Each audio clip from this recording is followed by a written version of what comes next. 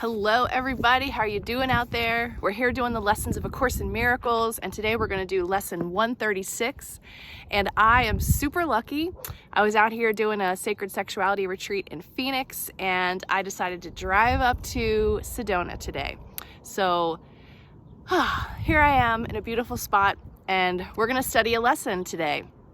And then for the next 2 days, the lessons are going to focus on healing and your perception of sickness. So if you're not feeling well, this is probably just the medicine that you need. All right, lesson 136. Sickness is a defense against the truth. No one can heal unless he understands what purpose sickness seems to serve. For then he understands, as well as its purpose has no meaning. Being causeless and without a meaningful intent of any kind, it cannot be at all. When this is seen, healing is automatic. It dispels this meaningless illusion by the same approach that carries all of them to truth, and merely leaves them there to disappear. Sickness is not an accident. Like all defenses, it is an insane device for self-deception. And, like all the rest, its purpose is to hide reality, attack it, change it, render it inept, distort it, twist it, or reduce it to a little pile of unassembled parts. The aim of all defenses is to keep the truth from being whole. The parts are seen as if each one were whole within itself. Defenses are not unintentional, nor are they made without awareness. They are secret, magic wands you wave when truth appears to threaten what you believe. They seem to be unconscious, but because of the rapidity with which you choose to use them. In that second, even less, in which the choice is made, you recognize exactly what you would attempt to do and then proceed to think that it is done. Who but yourself evaluates a threat, decides escape is necessary, and sets up a series of defenses to reduce the threat that has been judged as real? All this cannot be done unconsciously, but afterwards, your plan requires that you must forget you made it. So it seems to be external to your own intent, a happening beyond your state of mind, an outcome with a real effect on you, instead of one affected by yourself. It is this quick forgetting of the part you play in making your reality that makes defenses seem to be beyond your own control. But what you have forgot can be remembered, given willingness to reconsider the decision which is doubly shielded by oblivion.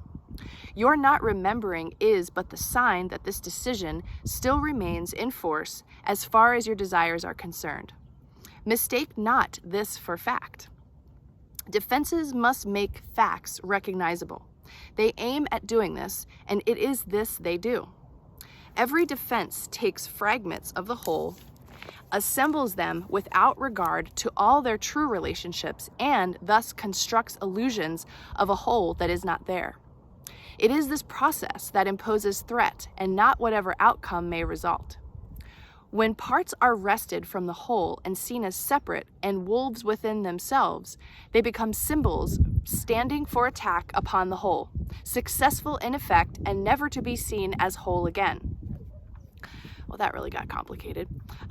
And yet, you have forgotten that they stand but for your own decision of what should be real to take the place of what is real. Sickness is a decision. It is not a thing that happens to you, quite unsought, which makes you weak and brings you suffering. It is a choice you make, a plan you lay, when for an instant truth arises in your own deluded mind, and all your world appears to totter and prepare to fall. Now are you sick, that truth may go away and threaten your establishments no more. How do you think that sickness can succeed in shielding you from truth? Because it proves the body is not separate from you, and so you must be separate from the truth.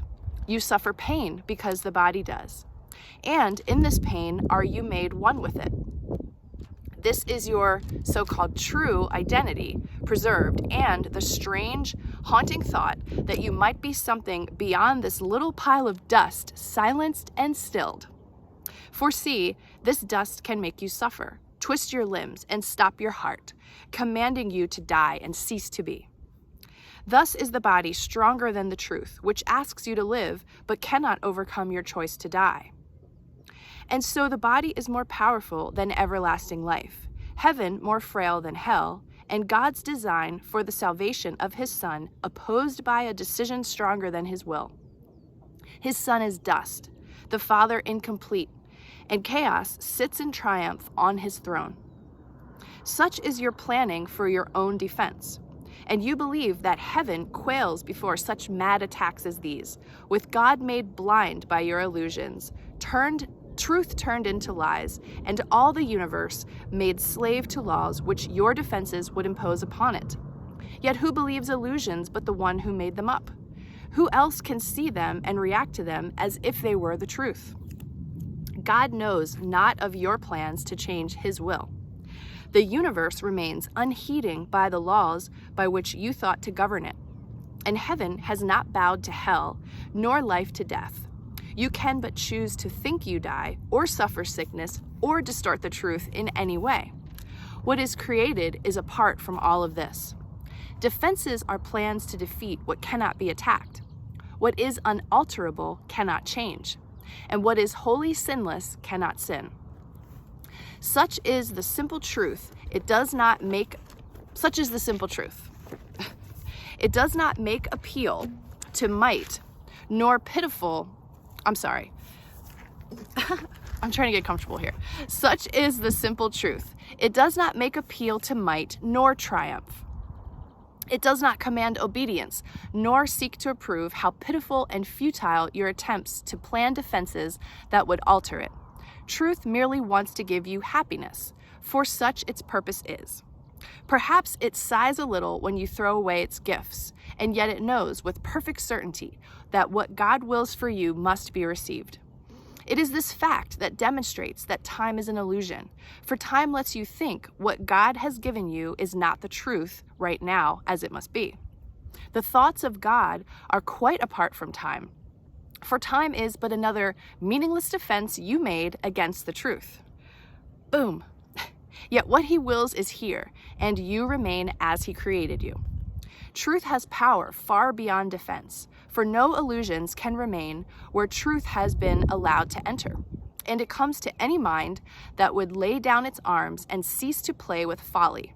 It is found at any time today if you will choose to practice giving welcome to the truth. This is our aim today, and we will give a quarter of an hour twice to ask the truth to come to us and set us free. And truth will come, for it has never been apart from us. It merely waits for just this invitation which we give today. We introduce it with a healing prayer to help us rise above defensiveness and let truth be as it always has been. Sickness is a defense against the truth. I will accept the truth of what I am and let my mind be wholly healed today. Healing will flash across your open mind as peace and truth arise to take the place of war and vain imaginings. There will be no dark corners sickness can conceal and keep defended from the light of truth. There will be no dim figures from your dreams, nor their obscure and meaningless pursuits with double purposes insanely sought remaining in your mind. It will be healed of all sickly wishes that it tried to authorize the body to obey. Now is the body healed, because the source of sickness has been opened to relief. And you will recognize you practiced well by this. The body should not feel at all. If you have been successful, there will be no sense of feeling ill or feeling well, of pain or pleasure. No response at all is in the mind to what the body does. Its usefulness remains and nothing more. Perhaps you do not realize that this removes the limits you had placed upon the body by the purposes you gave to it. As these are laid aside, the strength the body has will always be enough to serve all truly useful purposes. The body's health is fully guaranteed because it is not limited by time, by weather or fatigue, by food and drink, or any laws you made it serve before. Okay, I'm gonna read that again because that's freaking amazing. That really discounts everything that anyone could think of in terms of like body maintenance. Not that I'm saying we shouldn't do things to take care of ourselves, because self-care is important and loving the body as a vessel for communication with God is important, but this is what the Course in Miracles tells us. The body's health is fully guaranteed because it is not limited by time, by weather or fatigue, by food and drink, or any laws you made it serve before. Really makes you want to take responsibility for your thoughts, right? You need do nothing now to make it well, for sickness has become impossible. Yet this protection needs to be preserved by careful watching. If you let your mind harbor attack thoughts, yield to judgment, or make plans against uncertainties to come, you have again misplaced yourself and made a bodily identity which will attack the body, for the mind is sick. Give instant remedy should this occur by not allowing your defensiveness to hurt you longer. Do not be confused about what must be healed, but tell yourself, I have forgotten what I really am, for I mistook my body for myself. Sickness is a defense against the truth, but I am not a body, and my mind cannot attack, so I cannot be sick. Wow, very good. Anyone who's not feeling well or challenged with a long-term illness, I mean, it's frustrating to consider that, but everything really is a choice.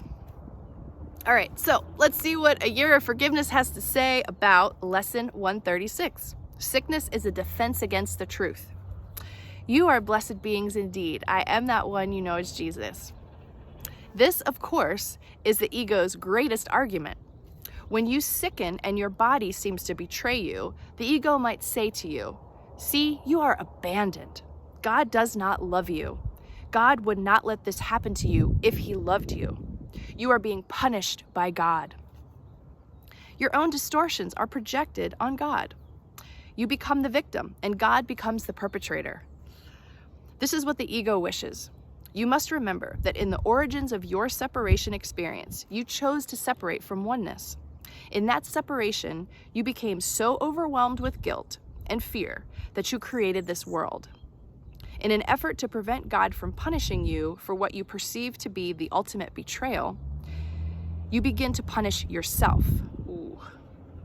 You become guilty and you become sick because you do not believe that you are indeed the holy child of God. You believe you are a sinner, and you believe you have failed by coming to this place. You made your mind forget it, but you have not forgotten the guilt and the shame and the fear that you felt on that initial separation and the belief that God would punish you. So you leap in first to punish yourself. Now, these are all esoteric ideas. Most of you say, I just got a cold. I don't know what you're talking about, Jesus. These are the unconscious motivations for your sickness. Most of you become sick to achieve something that you do not believe you can achieve in health and love and life. You are indoctrinated into sickness. This means you have a cultural belief that unless a human intervenes, you become sick and potentially die. This belief is, in fact, the unconscious guilt you carry from the original separation. Your mind is far more complex than you know. It has more information in it than you know. Multiple lifetimes and a plethora of details that have been collected every second of every day since you were born into this body. It's a machine that works very hard to keep you separate from the truth. Why, you ask? Why is it doing this? Your mind does this because the truth is overwhelming. Truth is death to the ego. So in choosing to come into separation in that original decision, that somewhat foolish decision, you miscreated an entire world and a belief system that says love is dangerous. God is going to punish me. I must keep away from love, for God is the ultimate expression of love. That is why you have so many issues with loving people and loving yourself on this planet. You literally chose to enter a realm of not love. Some of you will say, oh, well, I see love all around me. My friends love me, my mother loves me, my children love me. But we will ask you, how conditional is that? What do you have to do to get that love? How many hoops do you have to jump through before somebody decides he or she does not love you? We want you not to be disillusioned with the world. We want you to understand that you rise above the world. You become a beacon of light for those deeply immersed in the 3D scheme or in paradigm that you call life. You step above the logical. You step above the battlefield. You align with higher principles that do not exist on earth in this time and place. You could be called a Pollyanna. You could be called delusional. You could be called somebody who looks at the world through rose-colored glasses. I've been called that. Because you are not getting all upset and twisted out of shape. You understand the bigger picture. You understand that through your forgiveness practice and the understanding that guilt, sacrifice, and suffering are not necessary, you take one step at a time, one forgiveness practice at a time, one day at a time, up that ladder toward the light and love that is your natural home. You have frightened yourselves. You have taken a deep detour into fear, and you are afraid to go home because you think the Father will punish you. The story of the prodigal son tells you the Father is only happy that you come home. There is no sin. There is no punishment. You are welcome with open arms in absolute and unconditional love. I am that one you know as Jesus, and we will see you again tomorrow. All right, everyone, be well today. Take in this gorgeous view of Sedona back here behind me. I hope that the lessons are going well for you. These longer ones are giving you a lot to think about. And I'm sending you tons of love and beautiful warm sunshine from this sacred, gorgeous, powerful place. And I will see you tomorrow.